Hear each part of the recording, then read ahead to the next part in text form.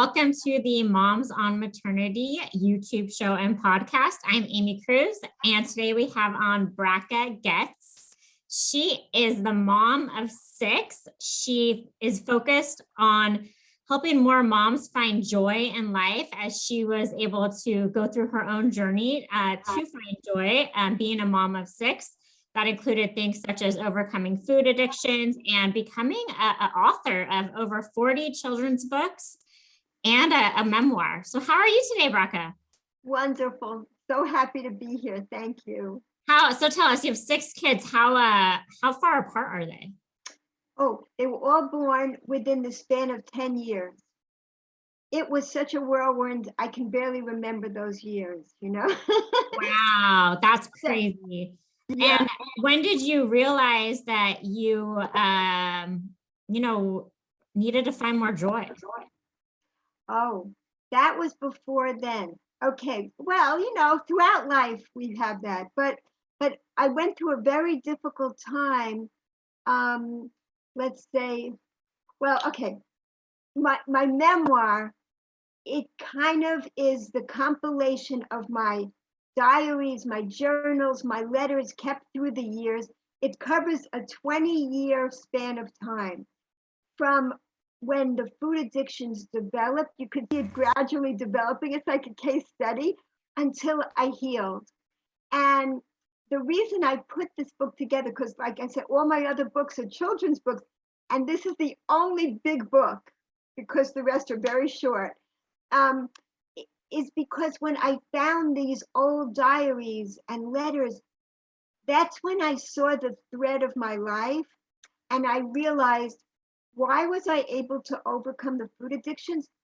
Because I finally found the nourishment that my soul was craving. In other words, we have genuinely hungry souls. And when they're hungry, when there's an emptiness inside, we try to fill it. The more empty we feel, the more we try to fill it with externalities. But I really found lasting pleasure when I found the spiritual nourishment I was craving. And what's behind that is gratitude. The main thing that fills me up in life now is gratitude. And that's really when, so now I enjoy sharing with other people how to find joy it's really based on ancient mystical teachings about this pleasure ladder and what brings more lasting joy in life. That's incredibly well said. I had a similar experience where kind of realized I had some addictive behavior problems that I needed to get rid of. And when, I hit a certain point in my life of meaning, it helped me kind of overcome some of that. So how long would you say you had a food addiction? That's a good question. I went to Harvard. While I was at Harvard, it was really interesting. I was doing research about anorexia and why women are anorexic and all. I'm doing this breakthrough research and I'm getting sicker and sicker while I'm doing it, and I would fluctuate between crazy dieting and binge eating, one or the other. And it had almost nothing to do with being physically hungry, the way I was eating. So it definitely, I'd say it started even earlier than college though. Like, I remember like I was a little bit chunky, and then I dieted and I lost a lot of weight and I looked good, and then I just kept going. But then I would binge, so it just got out of hand, everything. And by the time I graduated and went to medical school, I was in the worst shape of all. Nobody would know it. You couldn't tell. I looked successful. Inside, I was miserable and my behaviors were bizarre. The addictive behavior is usually very secretive and bizarre behaviors. So by then, I was just doing all kinds of weird things to keep these addictions going. And so would you say it was 20 years, 30 years? I mean, how many years in total till you called it out, you pointed it out, and you overcame it? Maybe it started like just the beginning. In my diaries, 16, 17, started dieting. And it ended really around 22, 23. Oh, so you were able to really figure it out quite young. So you went to Harvard before you had kids or after? Yes, yes. Before I call myself, see, I said that I went there because I was searching for wisdom in life. I was Well, always searching. it's not easy to go to Harvard. You must be extremely smart. Well, here's the thing. I was such a searcher for wisdom. So I worked really hard because I figured, okay, this is like top university. I'm going to get in there. I was searching for wisdom. And that's why I started doing well in school, because I was just studying and loving to learn, you know? So So you got accepted, you got accepted to Harvard as an undergraduate student? I graduated from there, right? That was my undergraduate degree is from And Harvard. where did you grow up?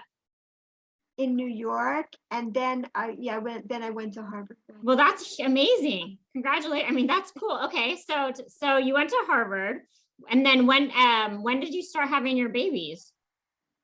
So after my first year of medical school, I went to Israel for a 6-week break, and I returned to America 10 years later. Okay. Okay, I see. So you also, hold on, you're a doctor? No, I was it. I never came back. Okay. Had I, after 10 years, I would have had to start with my prerequisites again and everything. But, I was studying to be a psychiatrist. Mm-hmm. But what really interests me is healing the soul. That's much more fascinating to me. But you were able to overcome your food addictions before having any children, it sounds like.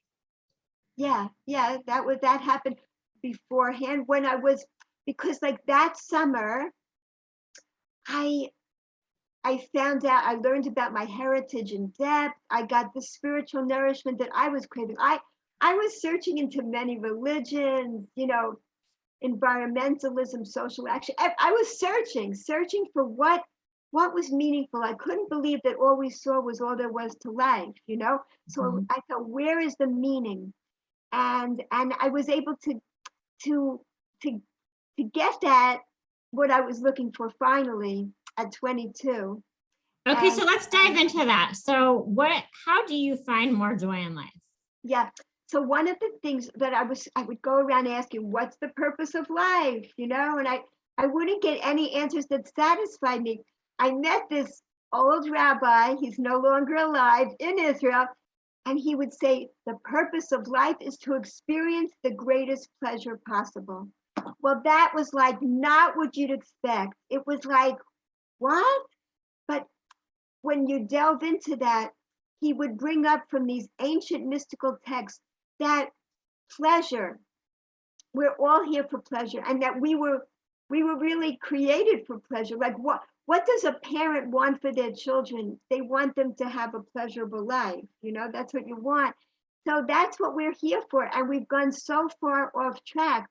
And in order to experience pleasure, there's just one price we have to pay, and that's gratitude. That is it. So there's 5 levels of pleasure. The pleasure ladder. The lowest level are all the physical pleasures, like an apple. An apple is like, it turns bright and beautiful when it's ripe. It's got inside it the seeds of infinity. It's crunchy, it smells good, it tastes good. It's like, it's just filled with pleasure. And all the natural pleasures are really like that. If we, use them the way they were designed, like nature and intimacy and music and movement and dance, these are all the lowest level of pleasure. Those are just the lowest level. And what do they do? They uplift us physically and spiritually. When we experience gratitude for them, when we really experience them. Okay, so then the second level is love. And the definition of love that he expressed was, it's when you focus on the virtues of another. So it's not dependent on anybody. It's when you focus on the virtues of someone else. And the same thing with the lowest level. It's not dependent. It's something that you are empowered to bring into yourself, this gratitude, this focus. So the pleasure is dependent on us. And especially, I think this is very important for moms to realize how to bring, when you've been out in the busy working world and suddenly you're at home with your children, how do you bring that pleasure into your life? Through mindful gratitude. So there's the physical things we could focus on, and then there's love. That's just focusing on what you appreciate about another being and moving up the pleasure ladder. The third level is meaning, doing something meaningful, or doing whatever you're doing, washing dishes, changing a diaper, but recognizing how meaningful that is. Seeing the meaning in it, helping this person to be clean in life, bringing refreshment to them. And I forgot to mention that the 5 levels of pleasure, they correspond to the 5 levels of the human soul. They're not arbitrary. They're not just made up. These actually correspond to our 5 levels of our soul. So then the next to the highest level, what's above meaning? Creativity. Doing something uniquely creative, bringing something that's creative from within us into the world. It fills us with a pleasure that is even more lasting than the lower levels. And as you see, each level brings us more connection, like first to a physical object, then to another being, then to other people, and then to the wider community. And the highest level of pleasure is transcendence. When we recognize how we're all connected and we're all connected to the same source. So it's also when we like lift the veils of separation and we feel that connection. And when we transcend our own limitations too, that's one of the greatest joys in life. Overcoming an addiction is transcending our limitations. So that's like a basic summary of the 5 levels, and and once we know about them, we can access them. It gives us a sense of abundance in life instead of a sense of scarcity, because it's a sense of scarcity and loneliness and estrangement that leads to addiction, actually. But when we remember that the abundance of pleasures available to us at any moment, that's how we bring joy into our life. Through, like I said, gratitude is really it. It's appreciation. It's mindful gratitude for all these gifts in life. How often do you talk about this? That's really powerful. I've never heard that. No, it's not well known. It's not well known, and I love sharing it. It's almost like an ancient mystical secret that I love bringing out into the world. And addictions of all types are so widespread. So many people are locked in these prisons of addiction. And the amazing thing is that you can bring this pleasure into any prison, even a physical prison, just by using our own minds to bring in the abundance. Right. So do you believe there are still going to be moments of pain or depression, or no? There are always challenges in life. That's why we're here. There's a saying I love.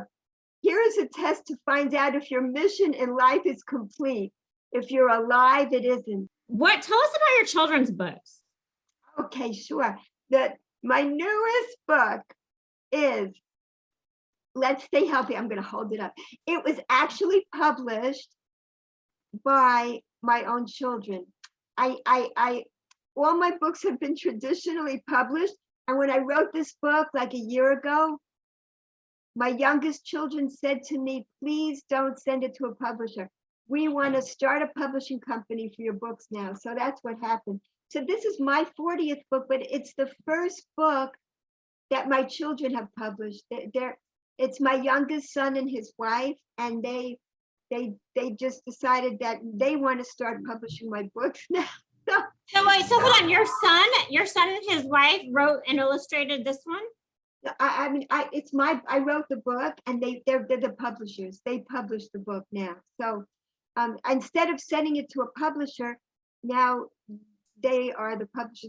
I don't like business. They like, so they're selling this book now. That's what I mean. And Oh, that's so cool. What, how many pages is it? none of my books are too long. They're picture books, they're like, let's see, like 28 pages. Yeah. Do you draw the art too? No. No, but I do artwork, and I have never illustrated my own books. I mainly draw creatures. I haven't wrote a book that would fit with my own creatures. So you are incredible. I am very impressed. How many? So 40 of these now. This is the 40th?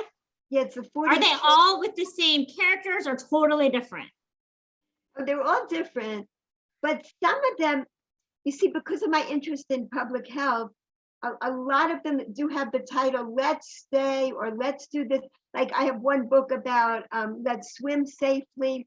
I have books about Let's Stay Safe, protecting children from child abuse. Is your name on the book? Yeah, Bracha Goetz. Oh, there, I can see it now. Oh, wow. So, okay, so this is awesome. So what year did you write your first children's book? Oh my gosh. Let's just put it this way. I had very little children when I wrote my first book, and now I have a whole bunch of grandchildren. So it's 40. So does that mean you do like what? How many a year? Like a couple a year or something. Is it? How do you come up with your ideas? And do you? All different ways. Like a mother called me. She said, "Please write a book about, how to keep children healthy and healthy eating and exercise and hygiene in a joyful way." That's what I love to do. I take concepts, complex topics. I love to make them simple and joyful so children can absorb them. That's another thing I forgot to mention, that it takes 400 repetitions to break a bad habit. If we do it joyfully, 10 to 20 repetitions, and we've got a good habit down. Oh, that's so interesting. Yeah, so joy is the way to create new habits. And I think part of the problem is, how do you even know if something's a bad habit or not? Oh, so my definition of an addiction is or I've seen this definition, it's when you continue to do a behavior that causes you harm compulsively, even though you know it's causing you harm. I mean, it's like it's clear that you're being harmed by this behavior and you're still doing it. That's an addiction. It's a compulsive use of something or a behavior. Yeah, that's when you know it's causing you harm. That's yes, it. That's when you can become aware that you have such an. Well, I mean, isn't that the challenge? Is it gives you a short-term high or it makes you feel good, and then Absolutely. You have harm later. But I mean, are we really is there? Yeah, I guess that's just you got to figure out what's right for you, what's wrong for you, I guess, right? Another definition I like is when an addiction is when your life becomes unmanageable. That's when you know you have an addiction. So I guess there is definitely awareness involved. I knew that my life was becoming unmanageable, even though I was still in medical school. I was still doing okay. Too much of my energy was absorbed in the addiction. Life was not enjoyable anymore. Well, that's so interesting. I guess what is the common addiction of today is what? Social media? That's very common. I still think that food addiction might be the most common. Well, drugs, alcohol, sex, porn. Yeah, there's so many. I mean, but this before the pandemic, the CDC said that 73% of the population was overweight in the United States. I mean, that's ridiculous. And you consider that's all just because of food? What? Oh, because of lack of exercise as well. Or just genetics? I mean, are we all meant to be skinny? Well, like, not necessarily skinny, but just like a healthy weight. I mean, I don't mean, there's so many illnesses that didn't used to exist before, even in children now, like type 2 diabetes. It's widespread. Yeah. And so many diseases are related to overeating, hypertension, and even many cancers are related to overeating and lack of exercise, sedentary behavior. So yeah, I think I think it's a real problem. Well, I mean, I think that's a big problem, as moms with little kids, a lot of kids want snacks all the time, and we all eat cereal, and we all, it's like, you don't want to be so hard on yourself, like where you can't have your kids having granola bars or fruit snacks or Honey Nut Cheerios. Like, I still eat all that food. And, I think it's, understanding what's an appropriate use of snacks. Right? I mean, I don't think that, there's got to be a healthy use of food, I guess. And what are your thoughts on that? That's a very good point. I feel we don't want to, when we feel shame, or we say, I hate myself for eating this. That's not great at all.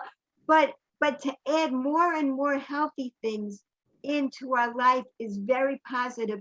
We really do need to face how harmful the junk food is, because the natural foods, they are designed to be delicious and nutritious, while the junk food is designed to be delicious and addictive. It's actually designed that way. Explain that. Yeah, there's a great new book called Hooked by Michael Moss, where he was a New York Times researcher that went into this big time, uncovering what's going on. And one of the things I learned is that when the cigarette industry started to go downhill because of public health information about how bad cigarettes are for our health, this I never knew until recently, the cigarette companies started buying up the fast food industry and putting what they learned in their labs into the fast food industry. So in the 80s, the fast food industry really took off. And that's when that happened, when the cigarette use went way down in the 80s and fast food went way up. And basically the training that they had was given over to the fast food industry, how to really ensnarl people into eating more and more addictive food that's not good for our What do they body. do? Like, what's their technique, or what are they? They put in enormous amounts of fat, sugar, and salt that are not found in nature. They take out the fiber, the water, and the protein and the nutrients, and sometimes they stick it back into cereals, like in unnatural ways, some of the vitamins, but it's not in a natural form that our bodies can absorb readily. And also it's given, the sugar is absorbed, the slow absorption is no longer possible because of the nutrients and the fiber being removed. So this is why the food is really harmful to us. And what happens is, we found out recently that diseases are caused by inflammation in the body, chronic inflammation. And we actually get inflammation in our blood vessels whenever we eat the unhealthy food. It makes our blood vessels swell. I actually explain this in the book, because it's as if they're saying, what are you giving me? Help, this is not natural stuff. And in order to absorb some of that junk, the food has to actually withdraw some of the nutrients from our own bones and take it out of our bloodstream in order to be able to assimilate it, because it's just not a natural substance to go into our bodies. And this is really not widely known, but I think it will be more and more. And we will be able to get back to more appreciating the natural foods and how they help us.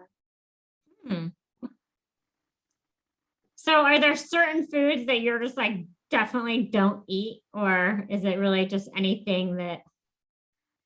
Well, stuff like, candy that has absolutely no nutritious value, and it also has additives and coloring. Yeah. I mean, that stuff is really poisonous. That's what. It really, really is, but we don't look at it that way. We've been so trained and manipulated, to not, it's a goodie, it's a treat, it's a goodie, when it's really not. Wow, that's so crazy and powerful. Yeah, I mean, coming off of Halloween, I know that we have eaten a lot of candy. So, but it is interesting though, still, because like I feel like I'm pretty healthy and I actually do eat candy. And like, No, and that is true. I mean, because you're a healthy person, some people can withstand it much more than others, the barrage of it. Like, but the thing is, like, one of my books also is Hashem's Candy Store, because there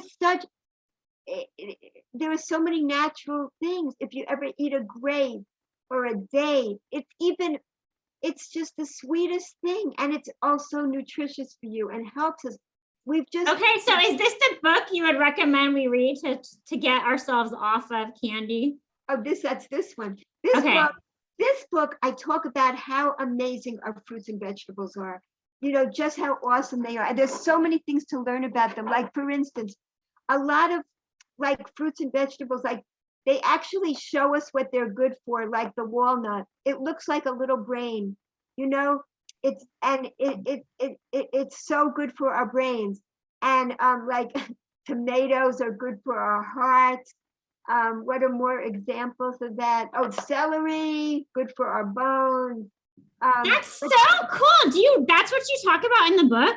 Yeah, but that is incredible. I didn't make it up. I mean, I learned this on the internet. There was something called God's Pharmacy. I just made a book about it for children, so I mean, and then the fact that they're individually packaged. How did we get this idea to make individually packaged things that, what I was telling you, they're so amazing. There's just so much to learn. So I show that wisdom in the book, but this book explains why it's actually harmful. So the junk food. Okay, I'm gonna be buying some books. These look amazing. My kids are at the perfect age for this too, like 4 and 7. What age? Yeah. And do you have any thoughts on ages and teaching healthy habits? Yeah, for sure. Always we can teach a healthy habit. And I don't want to, there's one more thing that I love to teach the moms so much. How do you instill gratitude in children? There's such a sense of entitlement. This is something so major. When you hand something to a child, this is a very basic technique I used, and now my children are doing it with their children, and they have really happy, grateful homes. You hand something, you don't let go of it. They're holding it, you're holding it, and you're smiling, or you're giving them hand signals or whatever until they say thank you.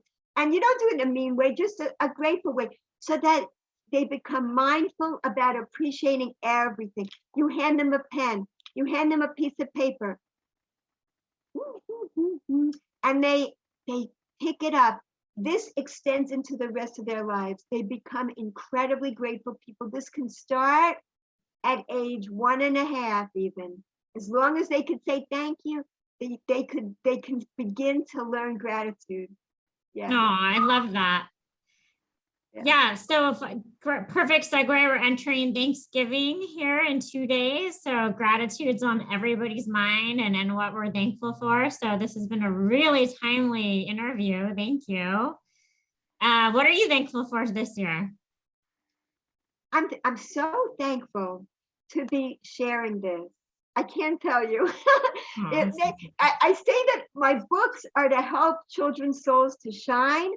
And it makes my soul shine when I get. Yeah, you're definitely and joyful. It's really a pleasure to talk to you. I would just want to talk to you to get happy every week. Oh, but then that would be an addiction. So, it's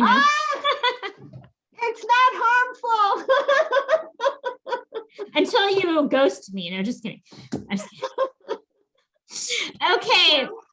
Well, thank you so much. So where can people find more about you and your books? I used to tell people just go to my Amazon author page. But now you can go to the Goetz bookshop because my children created this. Oh, that's amazing. That's really cool. Thank you so much. We'll put the link up to the Goetz bookshop, and have a great Thanksgiving, Bracha. Thank you. You too. Thank you. Bye-bye.